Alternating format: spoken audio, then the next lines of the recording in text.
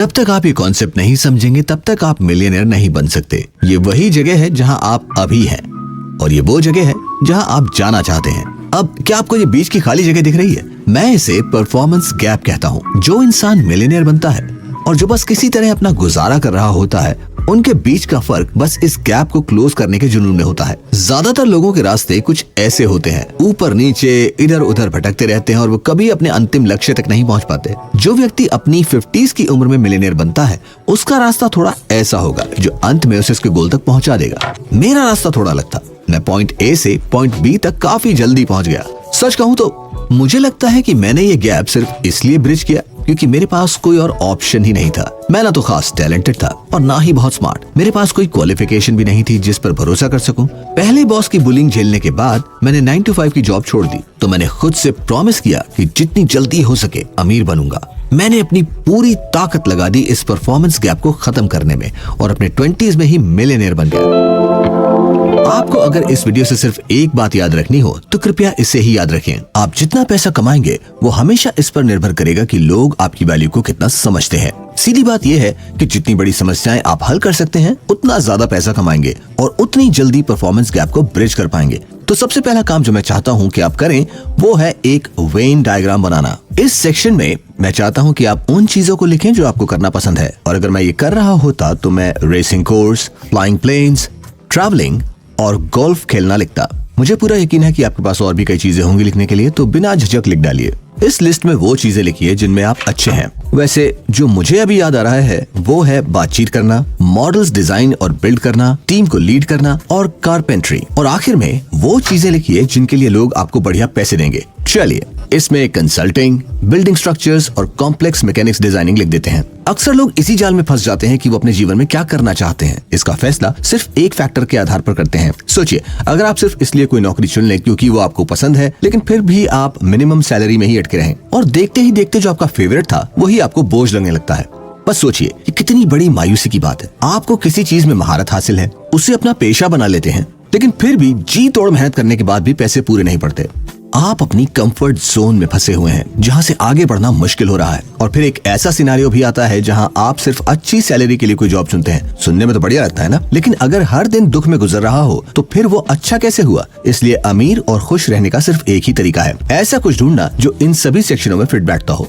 मैं इसे value zone कहता हूँ। लेकिन अगर हर दिन परेशान होकर जीना पड़े तो पैसे का क्या फायदा। इसलिए अमीर और खुश रहने का बस एक तरीका है, ऐसा काम ढूंढो जो तीनों में फिट बैठे। इसका नतीजा ये हुआ कि मैंने कई मॉडल शॉप्स खोली और अपना खुद का ब्रांड डिजाइन किया जिसे मैंने पूरे वर्ल्ड में बेचा। अधिकतर लोग बिजनेस को गलत तरीके से देखते हैं। दरअसल बात यह है कि वो पहले कोई साइड हसल या तरीका ढूंढते हैं और फिर खुद को उसमें फिट करने की कोशिश करते हैं, बजाय इसके कि पहले अपनी वैल्यू जोन को समझें और फिर उनके लिए सही साइड हसल चुनें। अब जब आपको अपनी वैल्यू जोन का पता चल गया है तो सही रास्ता चुनने का समय आ गया है जो आपको सीधा आपके लक्ष्य तक ले जाए। मैं आपसे एक सवाल पूछना चाहता हूँ, आप क्या पसंद करेंगे, $10 लाख की वेल्थ या हर साल $10 लाख की कमाई? जरा सोच कर देखिए। जाहिर है आप दोनों ही चाहेंगे, है ना? वेल, इसे अच्छी तरह से करने के लिए आपको दो अलग अलग रास्तों की जरूरत होगी। एक पैसे कमाने के लिए और दूसरा उस पैसे को सही जगह इन्वेस्ट करने के लिए। चलिए पहले पैसे कमाने की बात करते हैं। ये आपका एक्टिव जरिया होना चाहिए। इसे एक मोटर बाइक की तरह सोचिए। आप तीन में से कोई भी रास्ता चुन सकते हैं। एक प्रोडक्ट बेस्ड बिजनेस जैसा कि मैंने शुरू किया था, एक कंटेंट बिजनेस जैसे यूट्यूब वीडियो बनाना, या फिर मेरा पसंदीदा सर्विस बेस्ड बिजनेस। तो जब मैं प्रोडक्ट भी सेल करता हूँ और यूट्यूब वीडियो भी बनाता हूँ तो फिर सर्विस बेस्ड बिजनेस मेरा पसंदीदा क्यों है? ये थोड़ा अजीब लग सकता है ना? इसका जवाब एक शब्द में, टाइमिंग। और मैं यहाँ मार्केट में टाइम बिताने की नहीं बल्कि आपके करियर की सही टाइमिंग की बात कर रहा हूँ। आपका पहला साइड हसल ऐसा होना चाहिए जिसमें सालाना करीब $1 लाख कमाने की क्षमता हो। लेकिन याद रखें, जो बिजनेस आपको सालाना 10 लाख या 1 मिलियन तक ले जाएगा वो आपका पहला साइड हसल नहीं होगा। जब आप शुरुआत कर रहे होते हैं तो रिसोर्सेज अक्सर कम होते हैं, इसलिए सबसे समझदारी भरा कदम यह है कि एक सर्विस बेस्ड बिजनेस शुरू करें क्योंकि इसमें सेटअप कॉस्ट बहुत कम होता है। और भी बढ़िया होगा अगर आप इसे अपने लैपटॉप से फ्री टाइम में कर सकें। तो अब अपने डायग्राम पर दोबारा नजर डालें और सोचें कि आप अपने वैल्यू जोन के अंदर कौन सी सर्विस ऑफर कर सकते हैं। अब बात करते हैं पैसे इन्वेस्ट करने की। ये आपका पैसिव व्हीकल होना चाहिए। इसे अपनी मोटर बाइक के साइड कार की तरह समझिए, जैसे हैरी पॉटर वाली बाइक में था। बहुत से लोग इन्वेस्टमेंट को बस एक और साइड हसल समझते हैं, जैसे वो जल्दी अमीर बनने के माइंडसेट से काम कर रहे हो। लेकिन असली बात यह है इन्वेस्टिंग का मतलब ओवरनाइट अमीर बनना नहीं होता। ये एक तरीका है अपने पैसे को बढ़ाने का, और अगर सही तरीके से किया जाए तो बस उसे सेट कीजिए और फॉरगेट कीजिए। एक बार जब आपने अपना फ्री अकाउंट बना लिया तो बस आपको पाइस चुनने हैं। ये पाइस अलग अलग स्टॉक्स के हिस्सों को दिखाती हैं। उदाहरण के लिए, अगर आपके पास एक पाई है जिसमें 25% टेस्ला, 25% मेटा और 50% गूगल है, और आप $100 इन्वेस्ट करते हैं, तो ये पैसे उन स्टॉक्स में बांट दिए जाएंगे। तो उसका सीधा मतलब ये है कि $25 दोनों टेस्ला और मेटा में जाएंगे और $50 गूगल में जाएंगे। आप इन इन्वेस्टमेंट्स को अपनी सुविधा के हिसाब से कर सकते हैं, चाहे वो दिन में, हफ्ते में या महीने में हो। चलो एक साथ सेट करते हैं ताकि आप इस वीडियो को स्टेप बाय स्टेप फॉलो कर सकें। आपके पास पहले से बने पाइस का इस्तेमाल करने का ऑप्शन है, और यहाँ पर कई सारे ऑप्शन हैं, जैसे ये वाला जो डिविडेंड देने वाली कंपनियों पर फोकस करता है, और ये वाला जो AI कंपनियों में इन्वेस्ट करता है। हालांकि ये आसान लगता है, तो प्लीज हमेशा उन स्टॉक्स पर अपना खुद का रिसर्च करें जिनमें आप इन्वेस्ट करना चाहते हैं, बजाय इसके कि सिर्फ पाई क्रिएटर्स पर भरोसा करें। ये प्रीमेड ऑप्शन आपको कुछ आइडियाज देने के लिए बढ़िया है, लेकिन मैं आपको अपनी खुद की पाई बनाने की सलाह देता हूँ। तो चलिए अब वापस आ जाते हैं और बिल्ड अ कस्टम पाई को सेलेक्ट करते हैं। अब आप अपनी पाई में से जो चाहे स्टॉक्स चुन सकते हैं। तो अगर आप अभी से शुरुआत कर रहे हैं तो बस S&P 500 इंडेक्स फंड पर क्लिक करें। ये आपको सिर्फ एक क्लिक में USA की 500 सबसे बड़ी पब्लिक कंपनियों में निवेश करने का मौका देता है। ये वैल्यू प्रोजेक्शन भी काफी ऑसम है, क्योंकि ये आपको दिखाता है कि हिस्टोरिकल एवरेजेस के बेस पर आप कितनी कमाई कर सकते हैं। मेरा मतलब, मान लीजिए कि हम हर दिन 5 पाउंड इन्वेस्ट कर रहे हैं 25 साल तक। ये कहता है कि आपने कुल मिलाकर 45,000 पाउंड इन्वेस्ट किए होंगे, और आपका पोर्टफोलियो 1.04 मिलियन पाउंड्स का हो सकता है। और अगर हम इसे 40 साल तक बढ़ा दें तो आपका पोर्टफोलियो 17.34 मिलियन पाउंड्स का हो सकता है। लेकिन रुको मार्क, क्या निवेश रिस्की नहीं होता? बिल्कुल, स्टॉक्स ऊपर नीचे हो सकते हैं, और यहाँ तक कि S&P 500 ने भी अच्छे और बुरे दिन देखे हैं। लेकिन अगर किसी ने 20 साल से ज्यादा समय तक इन्वेस्ट किया है तो उन्होंने कभी भी पैसे नहीं गंवाए। ये भी सच है कि जब भी मार्केट डिप होता है, 1950 से अब तक जो भी डिप्स आए हैं उनको मार्केट के राइजेस ने कवर कर लिया है। सिंपल शब्दों में S&P 500 ये दिखाता है कि लॉन्ग गेम खेलना और अपने इन्वेस्टमेंट्स के साथ बने रहना सच में वर्थ हो सकता है। इसने मुझे बिना कोई मेहनत किए करोड़ों का मुनाफा दिया है। यही वजह है कि मैं इसका इतना बड़ा फैन हूँ, क्योंकि मैं वैसे भी ट्रेडिंग 212 ऐप के बारे में बात करने वाला था। मैंने उनसे संपर्क किया ये देखने के लिए कि क्या वो इस वीडियो के इस हिस्से को स्पॉन्सर करना चाहेंगे, और जो भी व्यक्ति अकाउंट बनाते समय कोड टिलवरी का इस्तेमाल करेगा उसे $100 तक का एक फ्री स्टॉक मिलेगा। और आप अपने दोस्तों को इन्वाइट करके और भी फ्री स्टॉक्स पा सकते हैं। दोनों को एक फ्री शेयर मिलेगा, बस उन्हें अपना अकाउंट फंड करना होगा। अब जब आपने अपनी वैल्यू जोन नेल डाउन कर ली, अपनी active money generating vehicle set कर ली और अपनी पैसिव इन्वेस्टमेंट ऐप भी सेट कर ली है, तो अब नेक्स्ट सेक्शन के बारे में सोचने का वक्त है। गुरु जो आपको सबसे बड़ी झूठी बात बताते हैं वो ये है कि आपको सफल होने और अपने फाइनल टारगेट तक पहुंचने के लिए 7 अलग अलग इनकम स्ट्रीम्स की जरूरत होती है। ये लोगों को इतने सारे इनकम सोर्स और उनके सोशल लाइफ को संभालने में इतना उलझा देता है कि वो आखिरकार धीरे धीरे रुक जाते हैं और अपना फोकस ही खो देते हैं। आपके पास 3 मेन लिमिटेड रिसोर्स होते हैं, मनी, टाइम और एनर्जी। अगर आप मेरे साथ ये करना चाहते हैं तो एक पेपर ले लीजिए और 3 अलग अलग रंग के पेन। पहले अपनी जिंदगी में आप जो कुछ भी करते हैं उसकी एक लिस्ट बनाइए। इसमें सब कुछ शामिल होना चाहिए। अब ऐसा एक ग्राफ बनाइए और उसे अपनी लिस्ट में जितने आइटम्स हैं उनके हिसाब से अलग अलग हिस्सों में बांट लीजिए।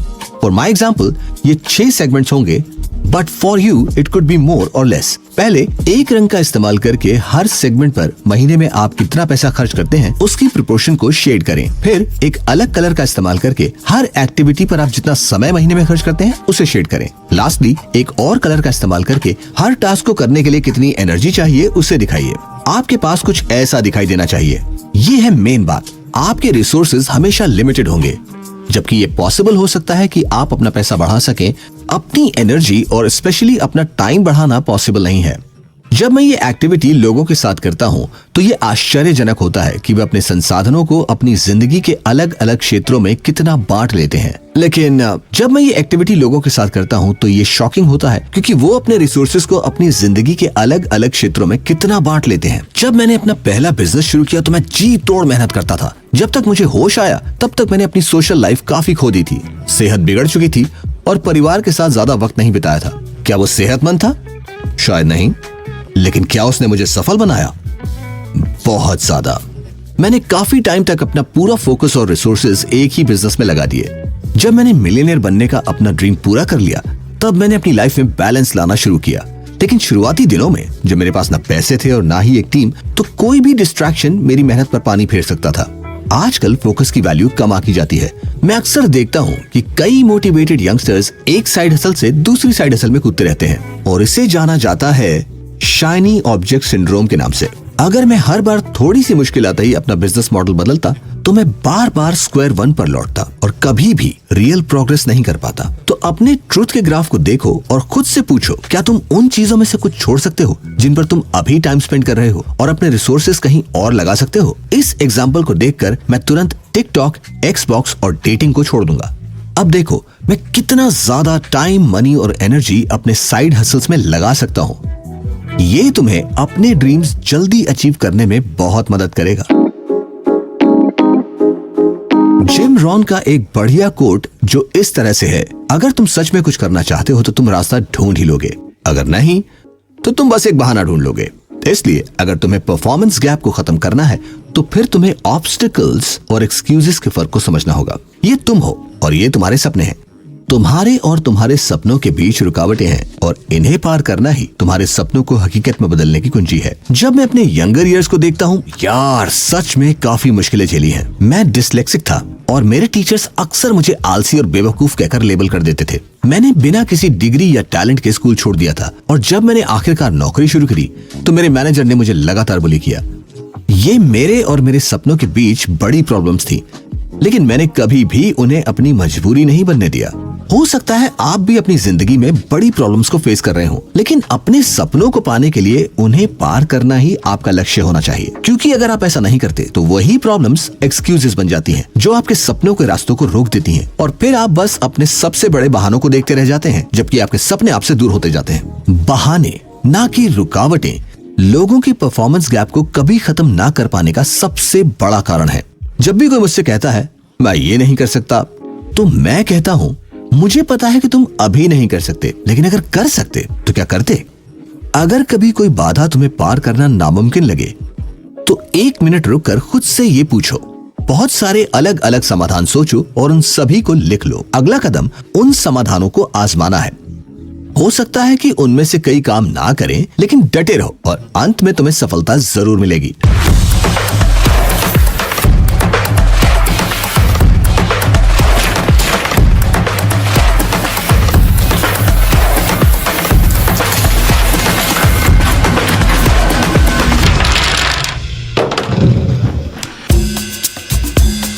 अगर आप मेरे चैनल को कुछ समय से देख रहे हैं, तो शायद आपने मुझे ये कहते सुना होगा कि आपकी नेटवर्थ 100K के बाद तेजी से बढ़ती है, और इसकी सबसे बड़ी वजह है द कंपाउंड इफेक्ट। ऐसा कहा जाता है कि एल्बर्ट आइंस्टाइन ने कहा था, कंपाउंड इंटरेस्ट दुनिया का 8वां अजूबा है।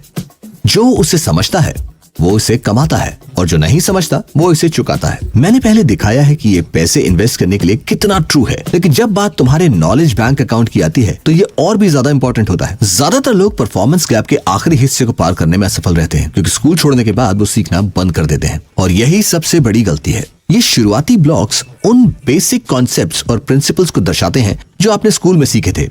मेरे लिए वो इंग्लिश और मैथ्स के बेसिक्स थे।